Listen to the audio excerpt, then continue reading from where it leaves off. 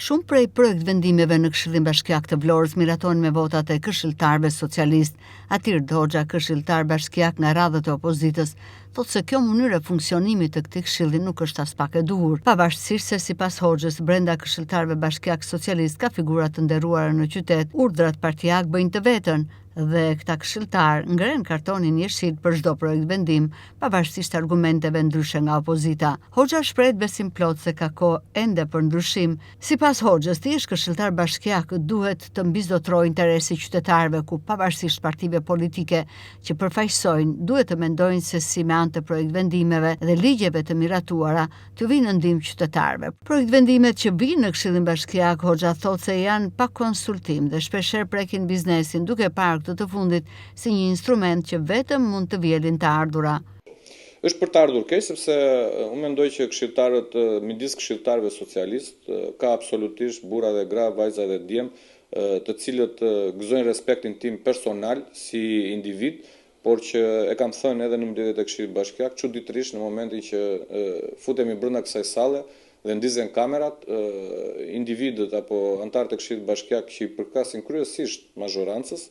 ka një verbëri ndaj argumentave apo kundër argumentave që paraqiten nga opozita sa i përket disa projekt vendime, të cilët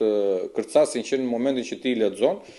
vinë shpeshherë aty për të ngritur vetëm kartonin. Ka pasur dhe unë i shikoj, ka dhe mosdakordsi duke mos marrë pjesë në mbledhje, pra bojkotim të mbledhjeve nga anëtarët e Këshillit Bashkiak që i përkasin mazhorancës, por kjo unë nuk mendoj që është një zgjidhje, mendoj që duke ardhur të gjithë në Këshillin Bashkiak, duke pasur një diskutim dhe duke prevaluar interesi publik dhe për qytetarët dhe taksapaguesit biznesin, unë mendoj që ne kemi mundësi edhe në këto, po themi, pak muaj që kanë ngelur nga ky mandat për mbylljes së këtij këshilli, për të bërë gjëra të mira për qytetarët. Është e rëndësishme që ne të shikojmë dhe të prevalojë tek këshilltarët bashkiak interesi publik ndaj qytetarëve, taksapaguesve dhe sidomos biznesit, i cili në këto muaj që po lëm pas ka pasur një vështirësi